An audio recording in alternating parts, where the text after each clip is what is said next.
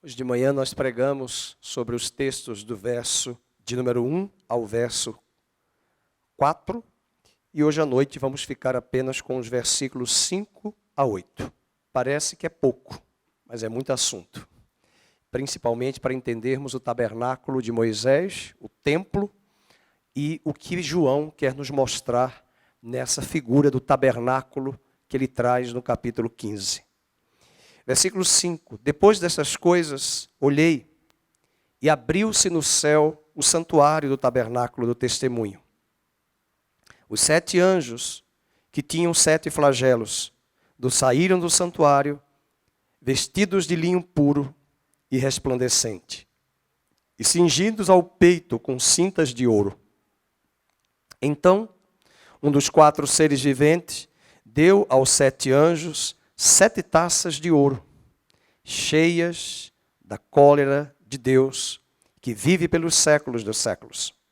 O santuário se encheu de fumaça, procedente da glória de Deus e do seu poder, e ninguém podia penetrar no santuário, enquanto não se cumprissem os 7 flagelos dos 7 anjos.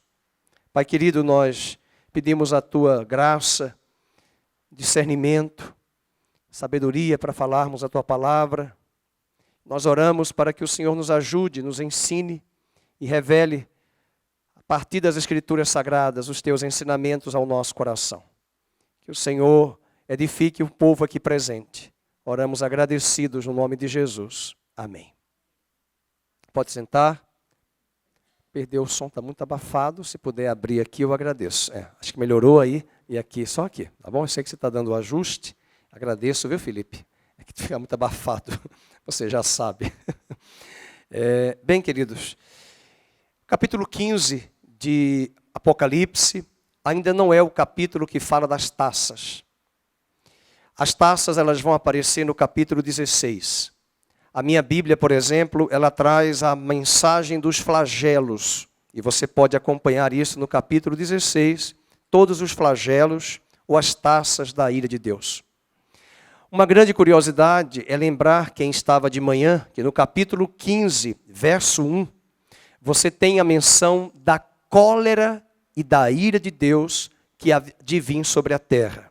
Versículo 1 diz: vi no céu outro sinal grande e admirável, 7 anjos tendo 7 últimos flagelos, pois com estes se consumou a cólera, a ira de Deus. Mas o pastor Felipe não está aqui conosco hoje, ele está celebrando aí com a esposa os 36 anos de casados, e merece, mas está aqui perto da nossa região. Ele falou algo que nos chama muita atenção no livro do Apocalipse. Quem não entender esse aspecto terá alguma dificuldade de entender várias passagens do livro do Apocalipse. Por exemplo, ele sempre remete à ideia do santuário do Velho Testamento. Por exemplo, verso 5, depois destas coisas olhei e abriu-se no céu o santuário do tabernáculo do testemunho. Então nós vamos agora sair desse versículo, e o Rogério vai colocar aí a tela do santuário que ele encontrou ali no Google Images. Nós vamos trazer. Vocês estão vendo aqui aquelas 3 divisões que nós já comentamos em uma das ministrações. E o mouse vai percorrer, ajudando você a entender isso. Por exemplo, o primeiro altar ali é o altar de holocausto, o altar de bronze. Esse altar de bronze era o altar onde a carne do animal era colocada para expiar o pecado, certo? Logo após o altar, você tem uma pia, onde o sacerdote está lavando as mãos. Isso é muito importante porque você mexe com o animal, você derrama sangue do animal e precisa se lavar, se banhar ali com a água para se lavar, para tirar a sujeira e a impureza. Mas vocês percebem que esse aspecto aí está no ambiente externo. Estão percebendo que fora disso aí é fora do santuário. Vocês percebem na tela que essa região aí é o átrio. Agora nós vamos entrar no ambiente do santo lugar. Pode colocar o mouse. Então você tem 2 cortinas delimitando o espaço. A primeira cortina aí é essa, A primeira, a segunda, e em frente à segunda você tem um outro altar. Pode colocar aí o mouse, muito bem. Esse altar é o altar do incenso. Esse altar é o altar onde não se queima carne de animal. É esse lugar que eles jogavam incenso, e o incenso, diga-se de passagem, muito aromático, muito agradável. E este altar nada mais é a representação da adoração e da oração dos santos. Posso ouvir um amém? Logo em frente à cortina, depois da cortina, você tem o santíssimo lugar. Ele está colocando ali o mouse na arca. Ali havia uma tampa da arca que nós não conseguimos perceber nessa imagem, né? Mas vocês estão vendo ali o propiciatório. Eram 2 querubins prostrados, um de frente para o outro. E dentro daquela arca tinha o quê? Quem lembra? Escola bíblica. O que havia dentro daquela arca? A vara de Arão, que floresceu. As tábuas da aliança, os 10 mandamentos, certo? E também ali você vai encontrar naquele lugar a tampa, o sangue do animal, do cordeiro, era colocado naquele lugar. E uma vez por ano, o sumo sacerdote entrava no Santo dos Santos. E aí eu não sei se o Rogério encontrou uma outra imagem, ok, não encontrou, mas pode ser aquela que você usou depois. Não tire agora esse, não tira esse, deixa lá o anterior, por gentileza. Veja, vamos ver nessa tela o que aconteceu conosco na nova aliança. Vamos voltar para o começo, ali no altar. Quando, vou usar aqui o nome de alguém, o Ricardo aqui, se converteu a Cristo. Coloca, por favor, o mouse no altar. Então ele olhou para a cruz. Nós cantamos hoje aqui, né, que prostro-me diante da cruz. O primeiro encontro nosso foi com Cristo na cruz. O cordeiro foi rasgado. Próximo passo, vamos ver. O que é o próximo passo? A pia, o batismo nas águas. Precisamos nos batizar. Depois que nós nos batizamos, nós precisamos congregar. E é esse lugar da congregação que você vai colocar ali de novo no santo lugar, onde você vai ter, vamos lá, a mesa dos pães, que ele está mostrando, o alimento, a doutrina dos apóstolos, que é uma representação da doutrina dos apóstolos. Sabe quantos pães eram colocados naquela mesa a cada semana? 12. Para representar as 12 tribos. Mas na nova aliança, os 12 pães remetem-nos de que o fundamento da igreja de Cristo é o fundamento dos apóstolos. Paulo diz em Efésios 2 que nós estamos fundamentados na doutrina dos apóstolos e dos profetas. Mas a mesa dos pães sozinha não teria sentido. Em frente a ela, há um outro elemento ali, que está muito clarinho, que está tudo amarelo, né? Mas aqui dá para ver melhor. O candelabro. 7 castiçais, cheio de azeite. 24 horas por dia, esse candelabro devia estar iluminado. O azeite era reposto de manhã e à noite. E além disso, iluminando aquele ambiente, e veja, o candelabro de frente para a mesa dos pães. Como Deus é sábio, nós precisamos da palavra e nós precisamos do Espírito. Agora veja, com a palavra e o Espírito e a oração, cadê o altar do incenso? A oração. E o que é o altar do incenso? A nossa adoração e a nossa oração. Apocalipse 8. Volta, congela a tela e veja aí você comigo na Bíblia. Apocalipse 8, 5 diz: e o anjo tomou o incensário e encheu do fogo do altar e o atirou à terra. Mas o versículo 4 diz: e da mão do anjo subiu à presença de Deus a fumaça do incenso. Vocês acharam aí 8:4? Alô? Hello? 8:4. É que todo mundo aqui de máscara, que deve ser usada, né? A gente não consegue ouvir a voz dos irmãos. Deu a fumaça do incenso com as orações dos santos. As orações dos santos. Então o incenso é a nossa oração.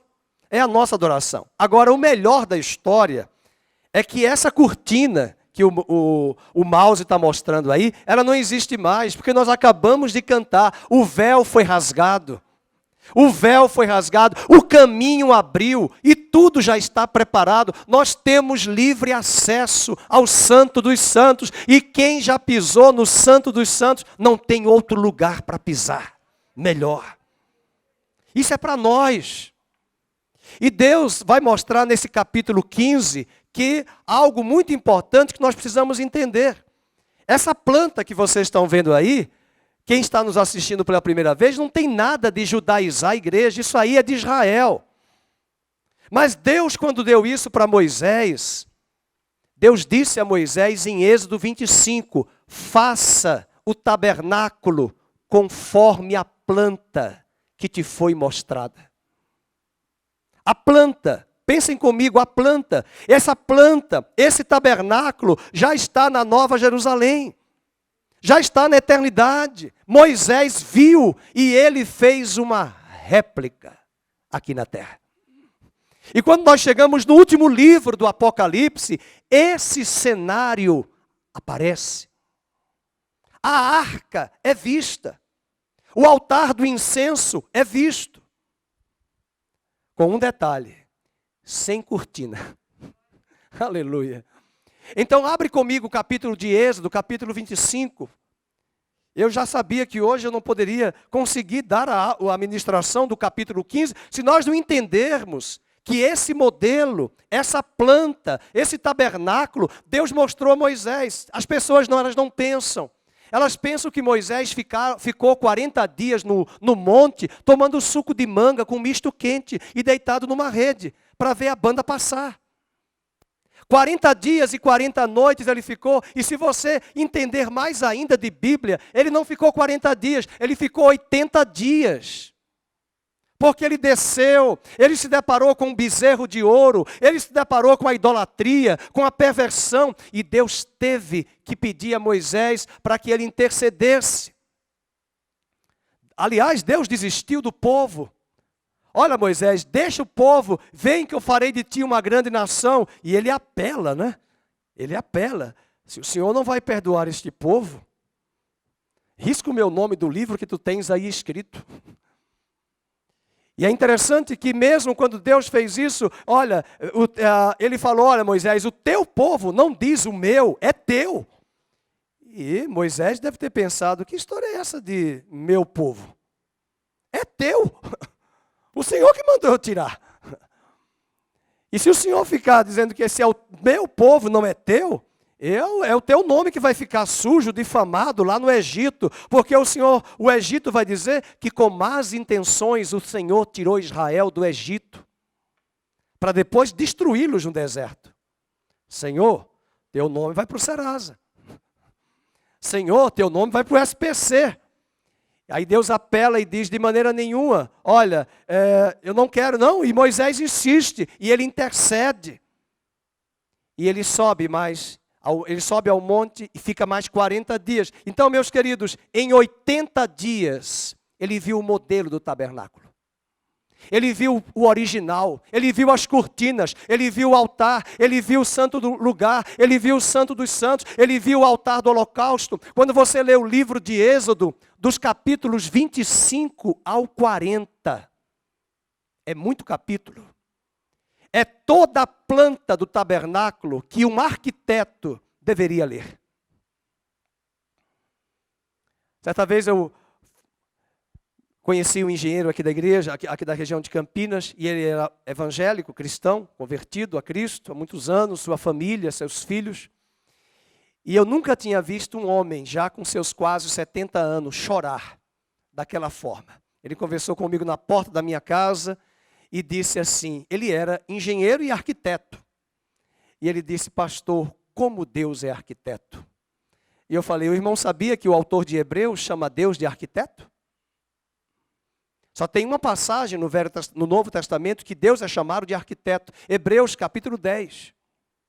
Por que arquiteto? Porque antes da casa ser construída, Deus já tinha planta. Antes do tabernáculo ser construído, Deus já tinha planta. Antes de Salomão construir o templo, a partir desse modelo de tabernáculo, esse é o tabernáculo de Moisés, era uma tenda, monta e desmonta. E essa tenda, ela vai ser ampliada e colocada dentro do dentro do templo de Jerusalém. Se aqui era uma tenda desmontável, no templo de Jerusalém era uma estrutura física estabelecida, com átrio, com santo lugar e santo dos santos. Mas eu estou falando isso porque vamos ver em Êxodo 25, versículo 8. Êxodo 25, versículo 8, a palavra de Deus diz para nós: e me farão um santuário, para que eu possa habitar no meio deles. E segundo tudo o que eu te mostrar, leiam isso, segundo tudo o que eu te mostrar, para é um molde, é um modelo, é uma planta. E eu estou falando planta, mas talvez não foi nem a planta que Deus mostrou, foi o original. Porque o que Moisés fez foi a réplica. E a ideia de Deus era mostrar santidade. Na verdade, meus amados, eu vou ser bem sincero, toda vez que eu vou ler a Bíblia no começo do ano, que eu chego no livro de Levítico, eu digo, cheguei. Que eu chego no livro de Êxodo, eu digo, cheguei. Mas não era para ter esses livros. Quando Deus chamou Israel, Deus disse a Israel no capítulo 19 de Êxodo que eles seriam uma nação santa.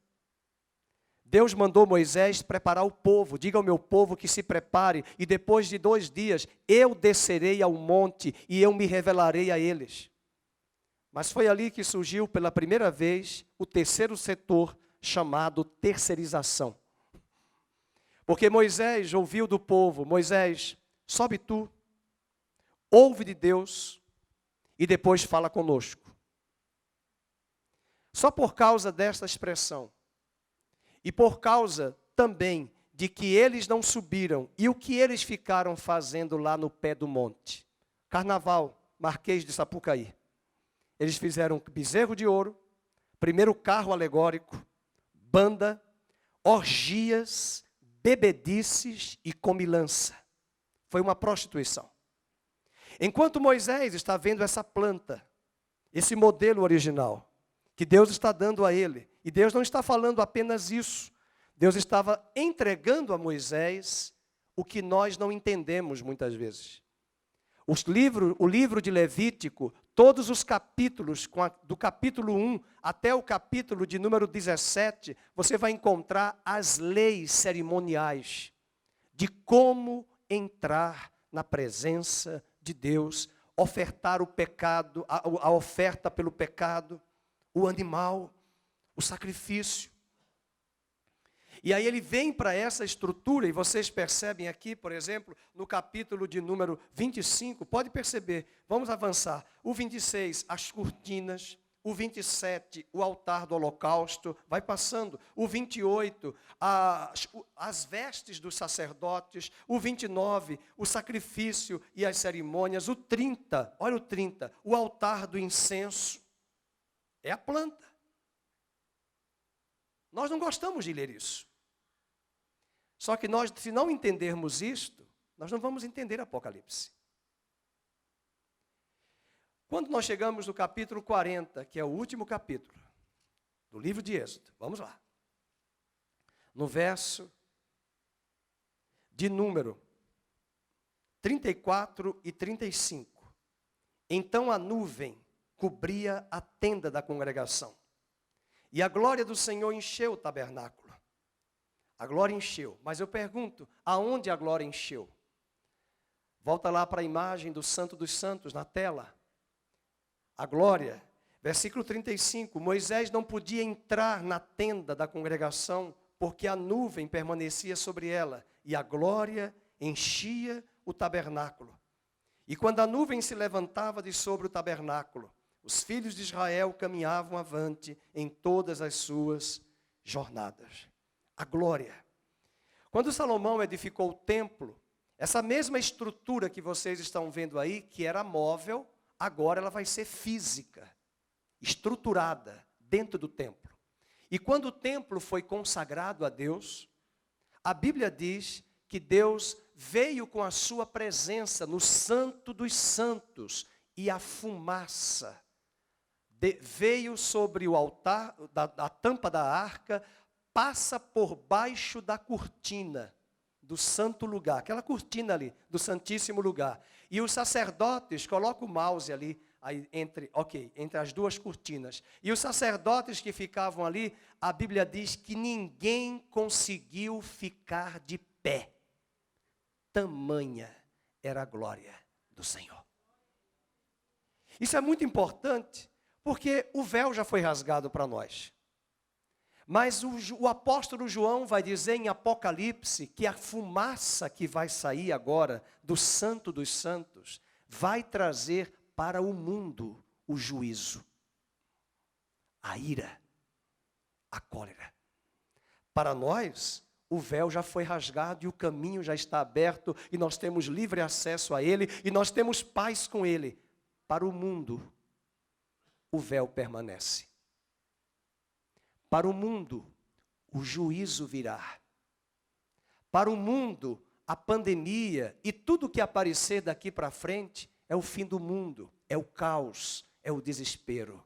Para a igreja, é a presença de Deus que virá, porque Ele vem, porque o dia do Senhor virá, e todo joelho se dobrará, e toda língua confessará que Ele é o Senhor. E nós não temos medo da sua presença. Nós o reverenciamos, o amamos.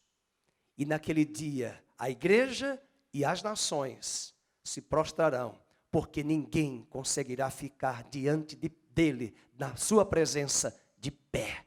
Nós nos prostraremos. Tamanha a sua grandeza, tamanha a sua majestade. Quero dizer à igreja, você que nos assiste, o véu já foi rasgado, nós temos livre acesso, entremos com ousadia no Santo dos Santos, pelo novo e vivo caminho, e recebamos dele a revelação, a comunhão, a ministração da sua glória. Abra comigo a sua Bíblia em 1 Reis, capítulo de número 8, essa presença, quando Salomão construiu o templo e consagrou o templo. Nós temos um prelúdio ali da glória de Deus. Em 1 Reis, capítulo 8, versículo de número 10 e 11. Vamos ler comigo. Nada havia na arca, senão as 2 tábuas de pedra que Moisés ali pusera, junto a Horebe, quando o Senhor fez aliança com os filhos de Israel ao saírem da terra do Egito. E tendo os sacerdotes, saído do santuário, uma nuvem encheu a casa do Senhor, de tal sorte que os sacerdotes não puderam permanecer ali para ministrar por causa da nuvem, porque a glória do Senhor enchera a casa do Senhor. A glória do Senhor enchera a casa do Senhor. Na verdade, nós precisamos conhecer estas verdades para entendermos o que é a glória. A glória não é mais uma fumaça. A glória não é um incenso. A glória já entrou no templo em Jerusalém há 2000 anos atrás, quando o Verbo se fez carne e João Batista, seu primo, olhou para ele e disse: olhamos para ele e vimos nele a glória do unigênito do Pai. A glória fala de quem Deus é. A glória fala dos atributos de Deus. A glória de Deus está não no Fernando, mas a glória está na igreja. E quando a igreja se reúne, o caráter de Cristo é manifesto na vida de cada um de nós, porque cada um aqui presente tem a marca de Cristo sobre a sua vida e os atributos de Deus estão impregnados no nosso homem interior. A bondade, o amor, a paciência, a longanimidade, isso é a glória de Deus. Deus fala conosco. A glória de Deus não está em um indivíduo, a glória de Deus não está em uma igreja arrogante e soberba, a glória de Deus está no meio do seu povo. A glória não é fumaça, a glória é a expressão máxima e exata de quem Deus é. E Cristo em nós, diz Paulo, é a esperança da glória. Paulo diz em 2 Coríntios 3,18, que à medida que nós vamos nos expondo à palavra, lendo a palavra, examinando a palavra, pelo Espírito, o nosso homem interior vai recebendo a imagem de Cristo, que vai sendo formada em nossa vida. E diz o apóstolo Paulo em 2 Coríntios 3,18, e nós vamos crescendo num crescente resplendor de glória em glória, até a imagem ser formada em nós. Entendido isso, vamos ainda para Ezequiel, capítulo 44, verso 4. Daniel vê o templo restaurado.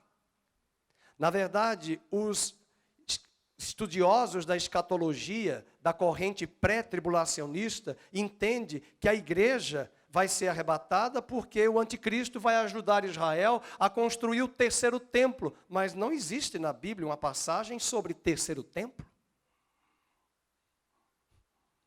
O terceiro templo que muitos se referem de Jerusalém, por exemplo, agora mesmo vimos o Sérgio Lopes com esse clipe andando ali. Mas é interessante, Deus é tão soberano que em 1948 Israel voltou a ser nação.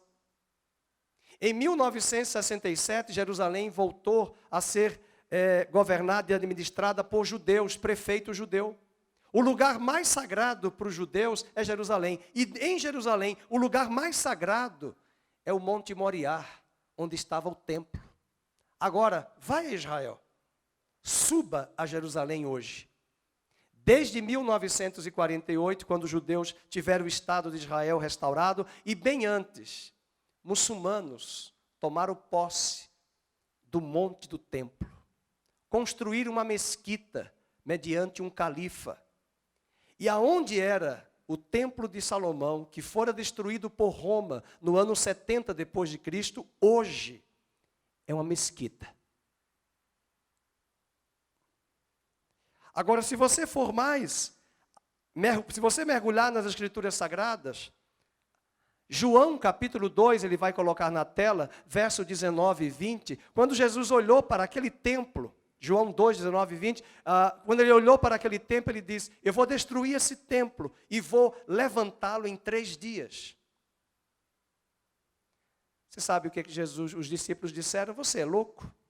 Herodes levou 46 anos para reformar esse templo, e tu estás por nos dizer que esse templo vai ser destruído e reconstruído em 3 dias. Conta outra. Mas João diz, vamos ler? Destruí este santuário e em 3 dias o reconstruirei. Próximo versículo. Em 46 anos. Próximo versículo. Ele, porém, vamos igreja, se referia a quem? A quem? Então, por favor, o corpo de Cristo é a igreja. Não sabeis vós que sois o santuário de Deus? O templo de Deus hoje se chama igreja. E a igreja não tem mais sacrifícios de animais, de holocaustos, de ofertas para expiar pecado, porque a igreja celebra Ele que é o altar, Ele que é o sacerdote, Ele que é o sumo sacerdote, Ele é o ofertante, Ele é a cortina, igreja, Ele é o santo dos santos, Ele é a tampa da arca, Ele é a arca, Ele é Ele é as tábuas da aliança, Ele é tudo. E nós vamos ofertar a Ele sacrifício de louvor, porque o véu já foi rasgado e nós temos acesso direto a Ele.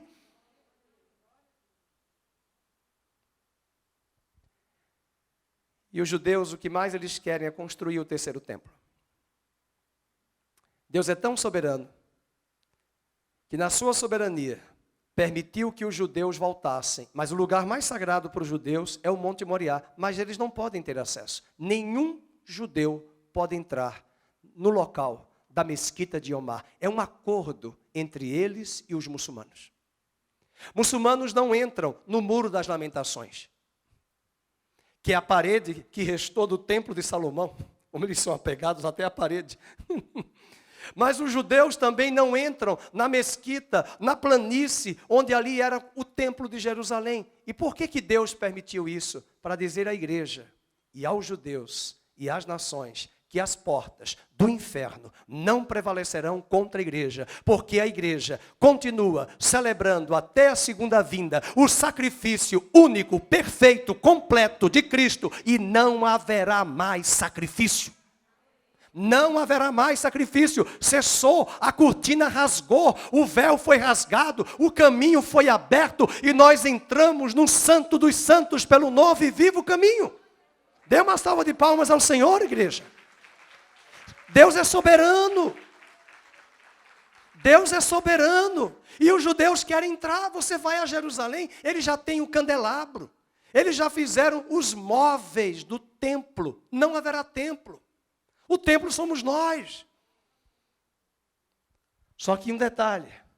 Agora que eu vou começar meu sermão de Apocalipse 15. O tabernáculo reaparece lá na Nova Jerusalém, no livro do Apocalipse. Então eu preciso entender o que vai ser dito lá em Apocalipse, que remete ao que aconteceu em Êxodo, em Reis, e agora em Ezequiel. Vamos ler Ezequiel 44, verso número 4. Quando Ezequiel viu o templo restaurado. Mas esse templo ele está falando da Nova Jerusalém.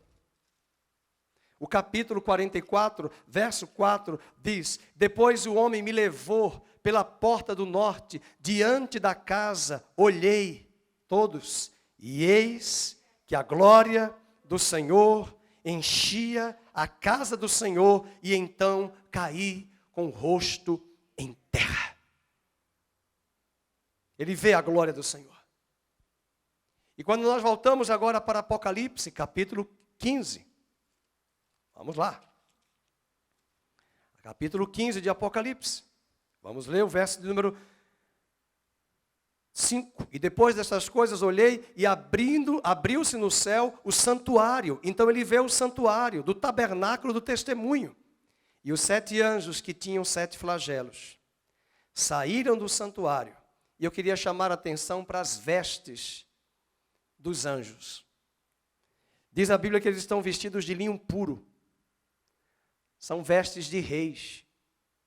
São vestes sacerdotais. Versículo número 6 diz: E resplandecentes, cingidos ao peito com cintas de ouro, a vestimenta do sumo sacerdote. Então um dos 4 seres viventes deu aos 7 anjos 7 taças de ouro, cheias da cólera de Deus, que vive pelos séculos dos séculos. Agora preste atenção, verso 8. Vamos ler.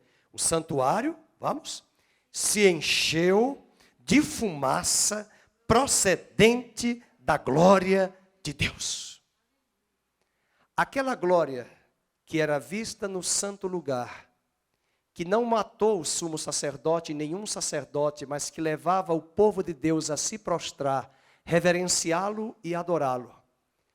Lá no Velho Testamento, o véu impedia estes sacerdotes de verem a glória. Mas na nova aliança, o véu rasgado dá acesso a você e a mim, ao Santo dos Santos, e nós temos contato direto com a glória de Deus. Ele está em nós, Ele reside em nós. E aquela fumaça que vinha sobre o templo, sobre o Santo dos Santos, é porque muitos de nós não sabemos. Por que fumaça? Ontem o dia todo, teve um evento na casa do Cristiano, da Gisele, que foi um tempo maravilhoso com os jovens e adolescentes, e a Patrícia esteve lá ministrando. Teve churrasco. Então teve fumaça. Espero que os vizinhos não tenham se incomodado. Brincadeira. Fumaça de churrasco. Carne foi queimada para ser comida, alimentada. Mas lá no Santo dos Santos, a fumaça era porque, primeiro, antes de entrar, volta a cena da imagem do tabernáculo, ele tinha que colocar o incenso.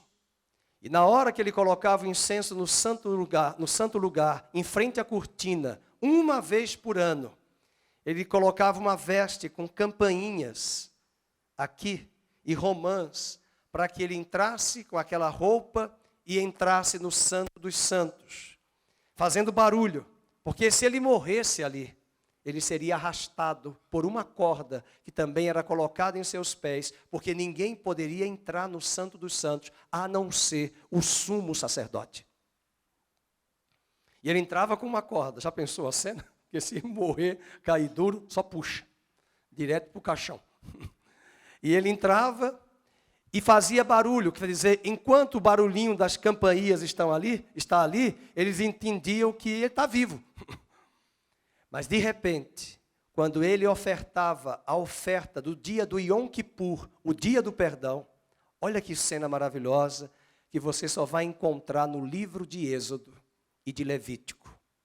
Diz a Bíblia que Deus vinha com fogo do céu, na hora que ele colocava o sangue do animal na tampa da arca, uma vez por ano, e eu vou usar a figura que a Bíblia usa metaforicamente. Diz a Bíblia que esse fogo descia, lambia a tampa da arca e vinha uma fumaça, e a fumaça impregnava-se em todo o ambiente do Santíssimo Lugar, e quando enchia, passava por baixo da cortina.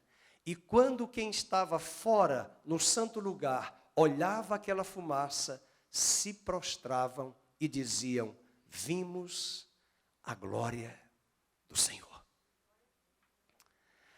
Essa experiência nós não vamos viver porque a glória de Deus já está em nós. Mas o grande obstáculo e problema aqui, eu estou achando muito alto, aqui está tendo eco, eu não sei o que aconteceu, eu vou ter que gritar, agora ficou abafado aqui. É porque acho que estava ali, ó, o som. Então, o que vai acontecer, tenta melhorar, porque agora abafou. A questão era aqui, ó, Felipe. Tá? A questão acho que estava aqui, mas muito alto do que aqui. Senão eu até me desconcentro. Por isso que eu tenho que pedir licença para corrigir, porque eu fico passando mal pelo retorno muito abafado. Mas o que acontece? Nesse momento que ele está ali no templo, no capítulo 15, vamos voltar para o verso 8, o santuário se encheu de fumaça, procedente da glória de Deus e do seu poder. E ninguém podia entrar no santuário, enquanto não se cumprissem os 7 flagelos dos seus anjos. Se está muito claro para nós de que o véu foi rasgado, o primeiro aspecto da minha pontuação aqui do meu sermão de hoje é que os propósitos de Deus serão obscuros para os homens. Eles não podem entender nem penetrar os planos inescrutáveis de Deus. Porque para o mundo, para as nações, para os ímpios, o véu está mantido.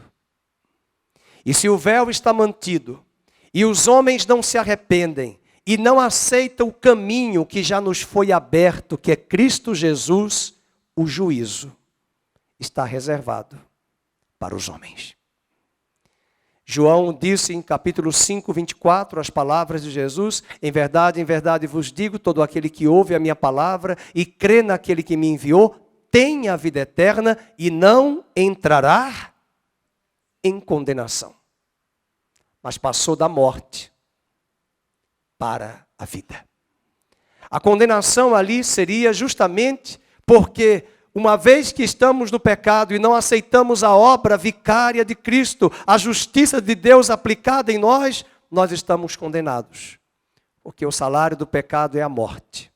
E todos pecaram e todos estão separados de Deus. Mas quando aceitamos o caminho, a verdade, a vida, a proposta de Deus por meio de Cristo para nos salvar e temos paz com Deus, entendemos a música que cantamos: o véu foi rasgado. O caminho nos abriu. Temos livre acesso e temos paz com Deus. Mas para os homens, aquela fumaça não será a fumaça da glória. Aquela fumaça será resultado dos flagelos, será uma aplicação dos flagelos e das taças da ira de Deus sobre a terra. O segundo aspecto é que a glória de Deus torna-se inacessível para todos os homens, a não ser em Cristo que temos acesso. E o mesmo templo que era o lugar de encontro com Deus, também é um lugar inacessível, ainda hoje, se não for por meio de Cristo, o véu rasgado e o caminho aberto.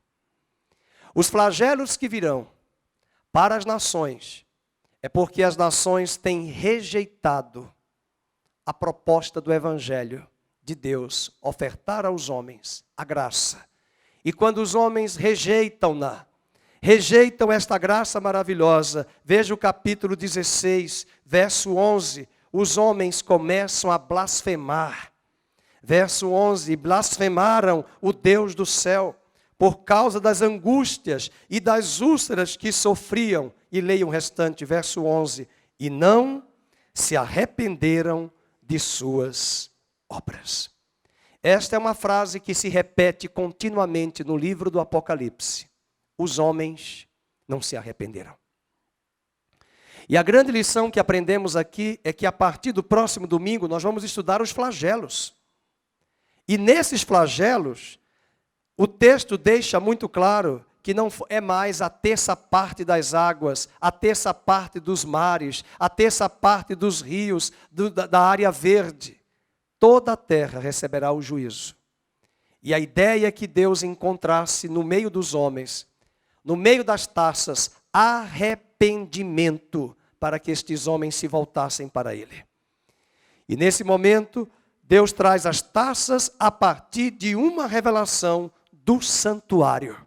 Veja o versículo 8. O santuário se encheu de fumaça procedente de quê? Da glória de Deus.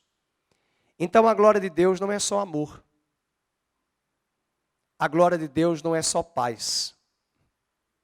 A glória de Deus não é só bondade. A glória de Deus é santidade, é justiça, é retidão. E quando João tem a visão de que do santuário, do Santo dos Santos, saiu uma fumaça, trazendo os flagelos, é bom lembrar que esses flagelos não são do diabo. Esses flagelos são da ira de um Deus santo, que não tolera o pecado e não negocia de forma alguma com a iniquidade. E nós caminhamos para um ápice da história da humanidade, em que Deus deixará muito claro aqueles que o servem e aqueles que não o servem. Esse dia, como diz o autor do livro do Apocalipse, João, é o dia em que Deus será conhecido. Que Deus revelará o seu nome. Deus revelará para muitos, até mesmo da nossa família, e até muitos crentes que só acham que Deus é amor.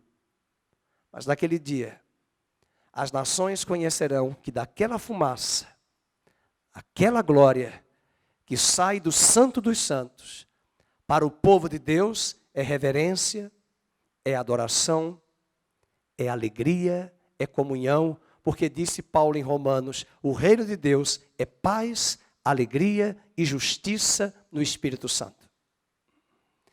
Mas o mundo que ainda não teve o véu rasgado e o acesso liberado com a senha chamada Cristo, o véu permanece.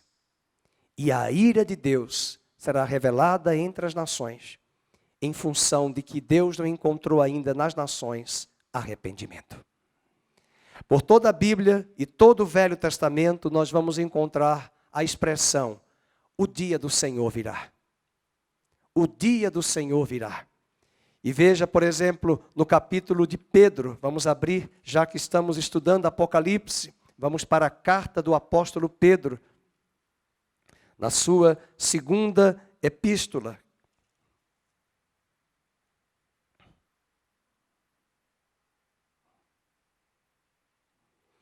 A ira de Deus virá sobre a terra, e os homens começam a questionar, até duvidar da palavra de Deus, capítulo 1, verso 16, da segunda epístola.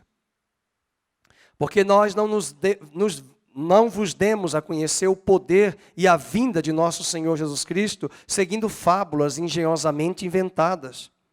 Mas nós mesmos fomos testemunhas oculares de quem? Testemunhas oculares de quê? Da majestade? Ele é rei. E quando um rei está diante de nós, os seus súditos se prostram. Os sacerdotes no santo lugar se prostravam porque eles viam uma glória vindo do Santo dos Santos, que era uma fumaça. Havia reverência, havia adoração. para esses que o véu já foi rasgado, que a senha já lhe foi dada, a paz, a alegria, a justiça, a adoração. E para aqueles que não conhecem e não querem, o caminho está vedado. O lugar é obscuro. Eu já tenho problemas quando visitantes chegam aqui para cantar e nós cantamos quem já pisou no Santo dos Santos? E alguém pergunta, mas o que é Santo dos Santos? Alguns chegam na igreja e cantam, o véu que separava já não separa mais. Mas que véu é esse? E aquela música tão bonita que nós cantamos, no Santo dos Santos a fumaça me esconde, só teus olhos me veem. Debaixo de tuas asas, por que asas?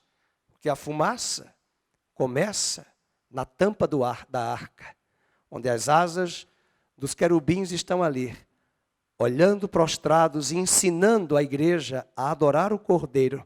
E nenhum daqueles querubins trazem os rostos para frente, é para baixo, porque eles estão adorando a Cristo, a arca, a palavra viva. E a fumaça começava dali. E quando eu pastoreava uma igreja ali em Montemor, eu lembro que nós cantávamos a música e os visitantes chegavam assim, quando eu ia fazer visita durante a semana, diziam assim, que fumaça é essa, pastor, que canta na música lá? No Santo dos Santos, que lugar é esse? Debaixo das tuas asas. É porque nós não conhecemos. E se uma boa parte da igreja mal conhece isso, imagine as nações incrédulas, orgulhosas, arrogantes. Esse caminho é obscuro para as nações. As nações blasfemam, as nações zombam e ainda dizem nas redes sociais que o Deus é só amor. Mas a glória que vai sair do Santo dos Santos revelará sua santidade, que não negocia com o pecado, que extrapolará os limites da paciência máxima de Deus. Porque a minha e a sua, ela estoura rapidamente. A dele leva 1000 anos, 2000 anos, esperando que os homens se arrependam.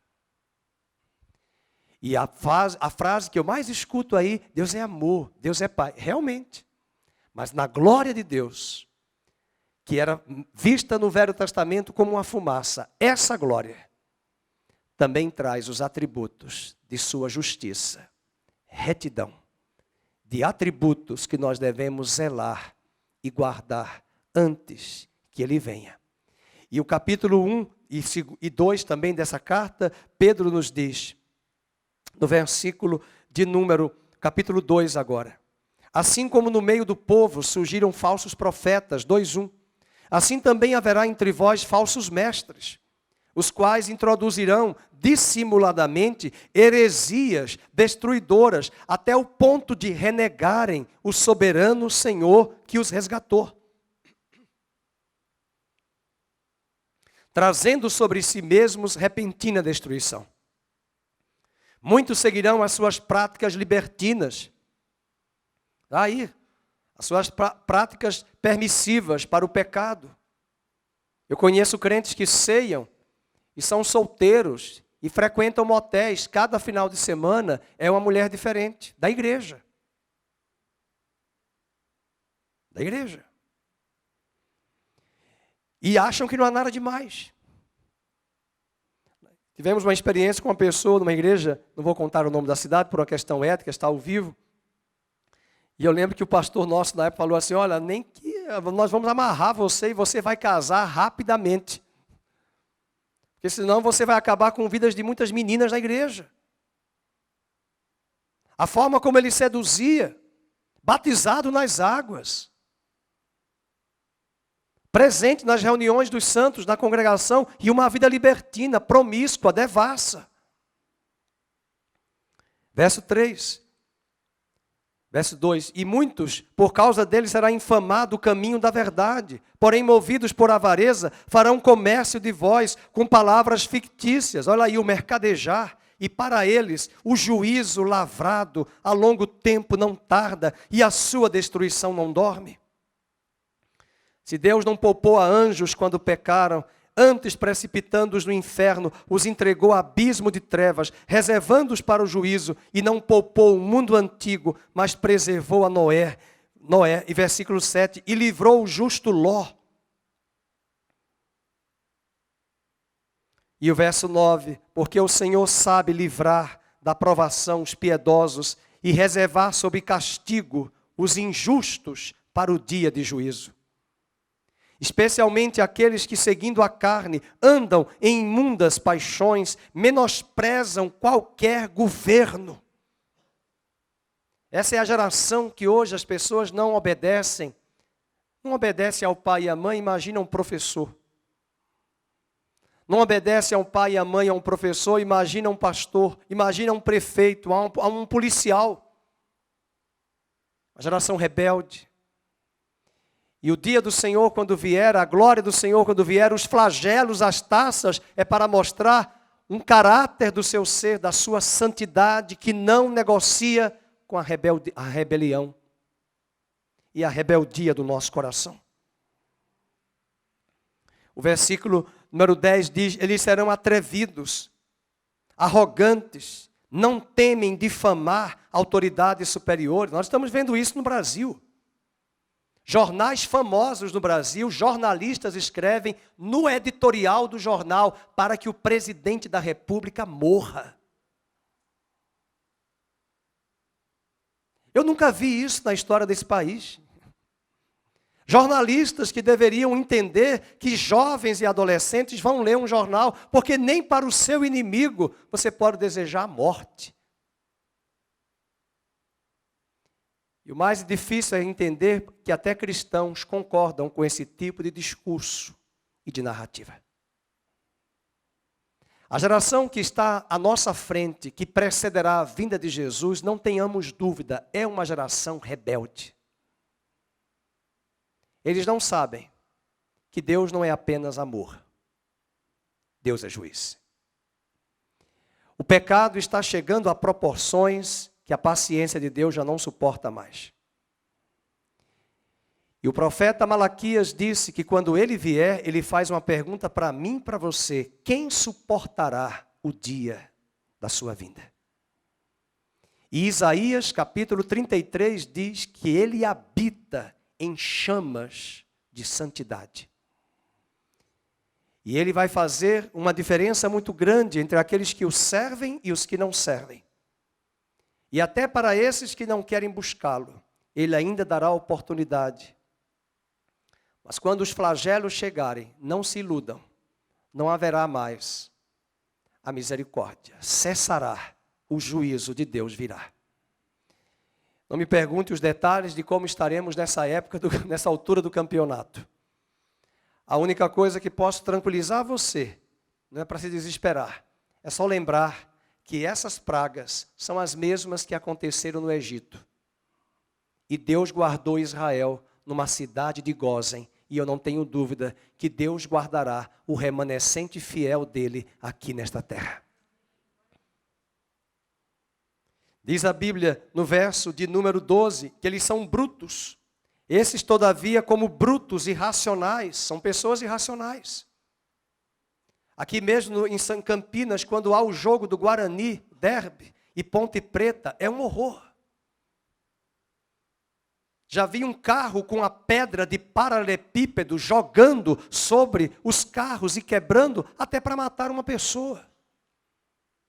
Há 2 anos atrás, alguém arrancou a privada, o vaso sanitário, em um estádio e jogou uma certa altura na cabeça de um torcedor do outro time e o matou instantaneamente com um vaso sanitário. Brutos, irracionais. A Bíblia é tão elegante que ela não chama de cavalos. E diz o texto, naturalmente feitos para presa e destruição, falando mal daquilo que são ignorantes, na sua destruição hão também de ser destruídos, recebendo injustiça por salário da injustiça que praticam, considerando como prazer a sua luxúria carnal em pleno dia. É impressionante o espírito de luxúria e sensualidade espalhada por esta cidade, por esta nação. Quais nódoas e deformidades eles se regalam às suas próprias mistificações, enquanto banqueteiam junto convosco. E Pedro está falando que esses camaradas, alguns deles, se banqueteavam com a igreja. Tendo os olhos cheios de adultério, insaciáveis no pecado, engodando almas inconstantes, tendo o coração exercitado na avareza, filhos malditos, abandonando o reto caminho, se extraviaram, seguindo pelo caminho de Balaão, filho de Beor, que amou o prêmio da injustiça. Versículo 17, eles são como névoas, fontes sem água, névoas impelidas por temporal, e para eles, leiam, está reservada a negridão das trevas. Porquanto, proferindo palavras jactanciosas de vaidade, engodam com paixões carnais, por suas libertinagens, aqueles que estavam prestes a fugir dos que andam no erro.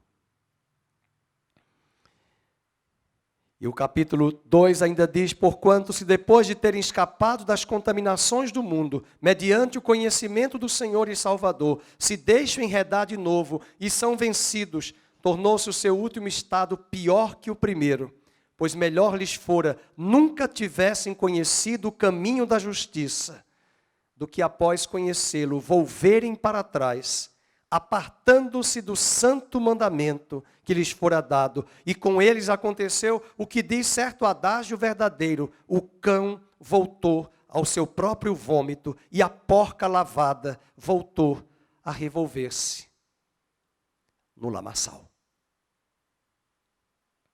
Essa é a realidade de uma igreja apóstata. De uma igreja que só canta, celebra, dança, mas ainda não entendeu que quem entrou no Santo dos Santos se deparará com um ser que é santo, justo, amoroso, paciente e longânimo, mas que não tolera o pecado e a iniquidade.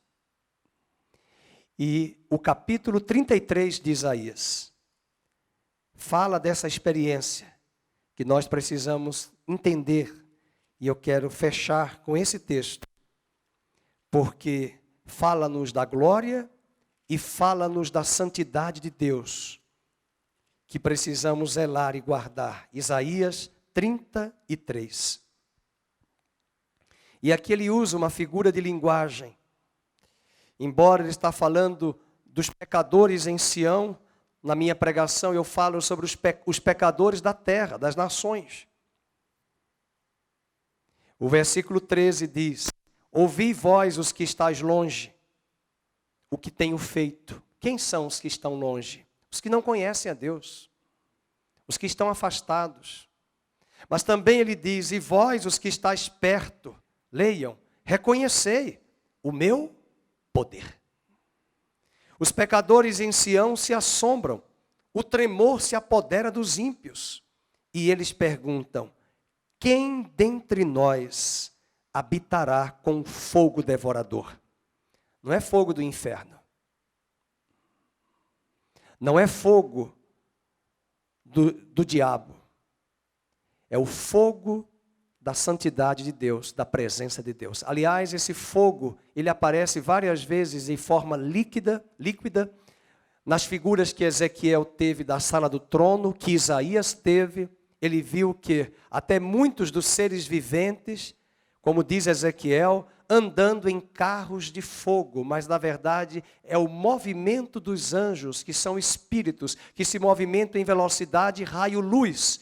E como eles habitam no lugar santo, o ouro é o metal mais nobre, puro, quando ele está no fogo, porque as impurezas jamais conseguem se atrelar junto ao ouro, porque o ouro, no seu estado líquido, em altas temperaturas, nenhuma sujeira e imundícia se impregna. E o profeta diz que esses pecadores de Sião que se assombram, como nós vamos falar na próxima semana, dos flagelos. Mas de onde saem os flagelos? Do santo lugar. Do santo dos santos. E o versículo diz: e quem dentre nós habitará com chamas eternas? O que anda em justiça, vamos ler? O que anda em justiça, que fala o que é reto, o que despreza o ganho de opressão, o que com um gesto de mãos recusa aceitar suborno, o que tapa os ouvidos para não ouvir falar de homicídios e fecha os olhos para não ver o mal. Este, pronome demonstrativo, este crente, este homem, esta mulher, leiam, habitará nas alturas, aleluia. As fortalezas das rochas serão o seu alto refúgio e o seu pão lhe será dado. E mesmo em pandemia, em crise, seu pão será dado e as suas águas serão certas, porque você habita no Santo dos Santos, porque você entra no santo lugar e tem paz com Deus.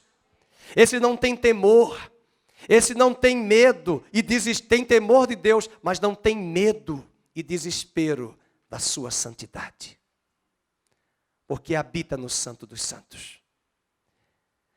Porém, os teus olhos, ainda no verso 17, os teus olhos verão o Rei na sua formosura e verão a terra que se estende até longe, aleluia. E o teu coração se recordará dos terrores. Porque, versículo 22, porque o Senhor é o nosso juiz, o Senhor é o nosso legislador, o Senhor é o nosso Rei, e Ele nos salvará. Eu não gosto de falar sobre isso, mas eu tenho que falar o que a Bíblia diz. Mas o contrário é o que eu acabei de ensinar, é o verso de número 12.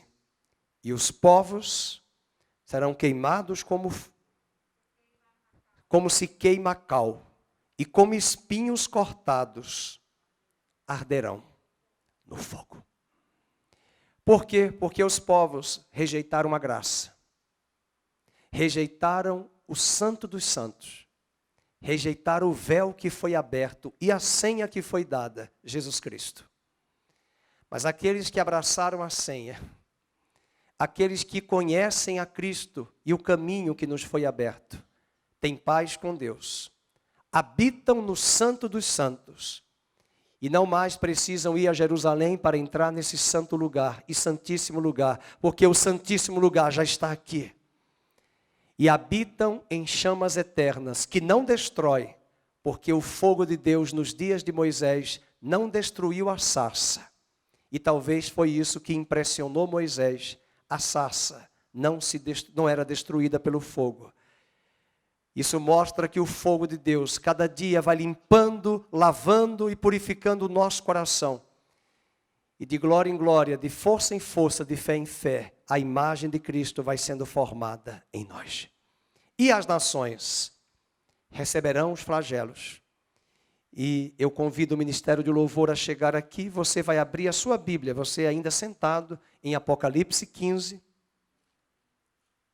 Porque nesse momento que os flagelos forem derramados, onde Deus expressará que Ele é justo juiz, que Ele é santo, que Ele não tolera o pecado, que Ele não tolera essas práticas do velho Adão que o homem tem se enveredado.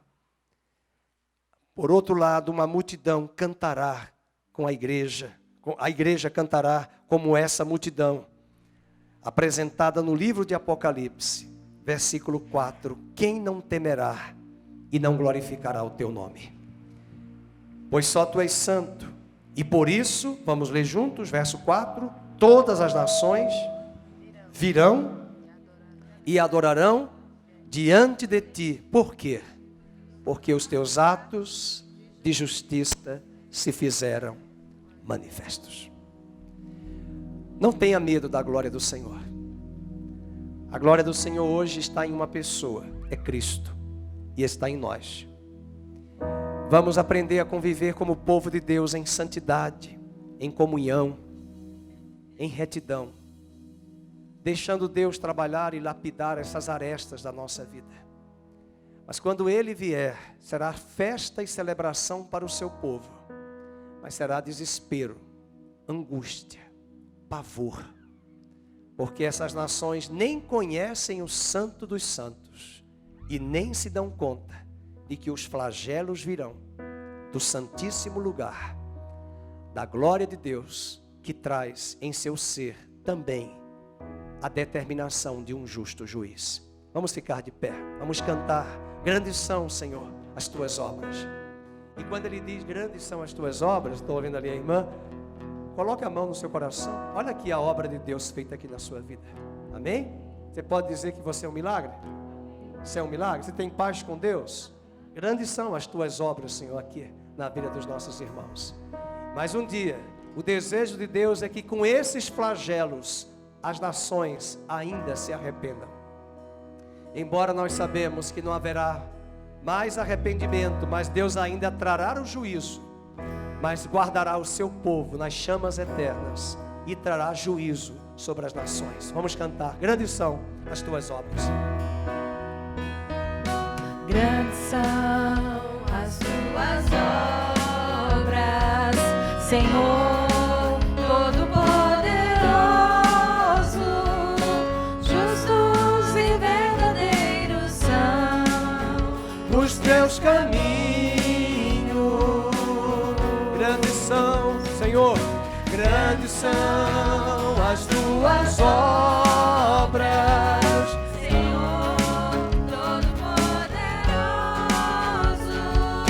Justos e verdadeiros são os teus caminhos, ó Rei das nações, ó Rei das nações. Quem não temerá, quem não glorificará teu nome, ó Rei das nações. Quem não te louvará, pois só teu nome é santo, ó Rei das nações. Quem não temerá, quem não glorificará teu nome, ó Rei das nações. Quem não te louvará, pois só teu nome é santo.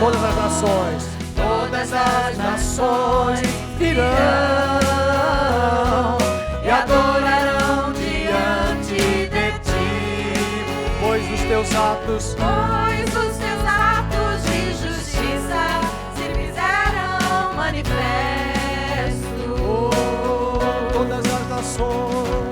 Todas as nações virão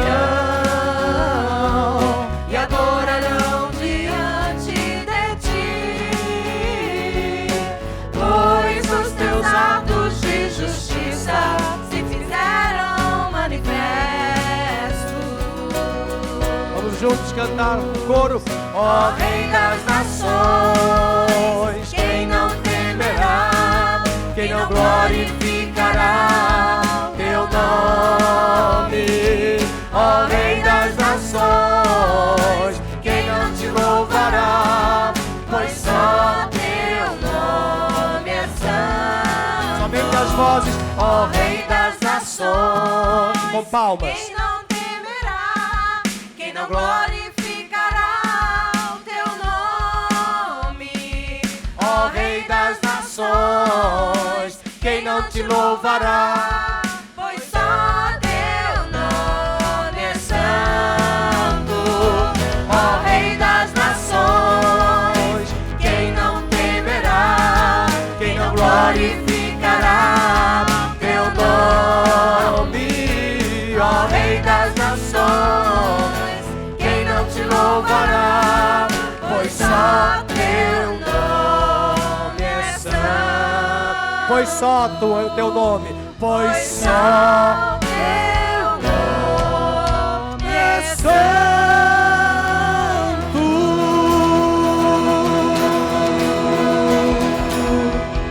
Tu és santo, Senhor.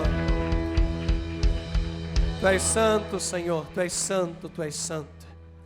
Podemos nesta noite te render graças pela Tua palavra, Senhor. Dá-nos a graça de chegarmos na Tua presença, no Santo dos Santos, não de forma leviana, de forma despreparada, nosso coração totalmente endurecido, ou até mesmo maculado pelas paixões deste mundo. Queremos esta noite dizer: sonda-nos, ó Deus, e conhece o nosso coração. Prova-nos e conhece os nossos pensamentos. Vê se há em nós algum caminho mau e livra-nos do caminho perverso, mas leva-nos ao caminho eterno. Pai, nós não queremos desenvolver o medo do Senhor jamais, nós queremos desenvolver e manter o temor, o zelo, mas ao mesmo tempo a paixão, a comunhão, a alegria. Então não habitas em pecado, em moradas onde o pecado habita, tu habitas num coração quebrantado e contrito. Por isso nós entregamos a Ti, reafirmamos aqui hoje à noite a nossa aliança contigo. Nós queremos conviver com estas chamas eternas, do fogo eterno da Tua santidade, da Tua justiça, mas nós não queremos de forma alguma ver pessoas próximas a nós, amigos, conhecidos, parentes, ó Deus, distantes e separados do Teu amor. Nós oramos para que eles tenham a oportunidade de se voltarem para Ti. Amém. Que o Senhor possa quebrantar seus corações, possa quebrantar os corações daqueles que estão endurecidos na igreja, mas daqueles que estão ali espalhados entre as nações, que ainda não Te conhecem, para que o Senhor se revele a eles, para que eles possam entrar no Santo dos Santos, para que eles possam não receber os flagelos, as taças, mas receber da Tua glória, da Tua presença, do Teu amor e da Tua bondade. Por isso venha nesta noite tratar com cada um de nós, e ao mesmo tempo venha encontrar no meio das nações arrependimento. Venha se revelar nesta noite, nessas madrugadas, nessas caladas da noite. Há tantas vidas aí fora, há tantas vidas no meio da nossa parentela, da nossa família, dos nossos círculos de amizades. E nós possamos zelar por essa verdade que aprendemos aqui, de um Deus que é amor, mas de um Deus que é juiz. Um Deus que zela pela sua santidade, um Deus que tem prazer em andar com o seu povo, mas um Deus que abomina o pecado e a iniquidade e todos os seus tentáculos. Por isso, ó Deus, faz-nos habitar na Tua presença no Santo dos Santos.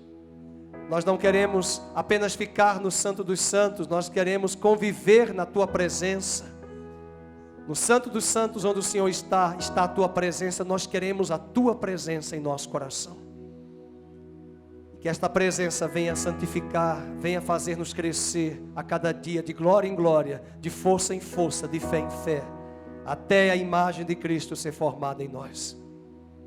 Ó Deus, guarda o nosso país de todo o caos, guarda a nossa nação, que esta nação conheça o Senhor, que o Senhor dê a oportunidade a este país de receber a revelação do Evangelho, para que multidões que estão no vale da decisão conheçam o Senhor, para que as nações da terra conheçam o Senhor antes da ira do Senhor. Que o Senhor nos abençoe e nos guarde, que o Senhor faça resplandecer o seu rosto sobre cada um de nós, que o Senhor sobre nós levante a luz do seu rosto, nos dê a paz, e que o amor de Cristo e a doce consolação do Espírito Santo seja sobre todos, aqui e espalhado por sobre a terra, o povo de Deus, no nome do Teu Filho Jesus, a quem oramos agradecidos. Amém e amém, no nome de Jesus.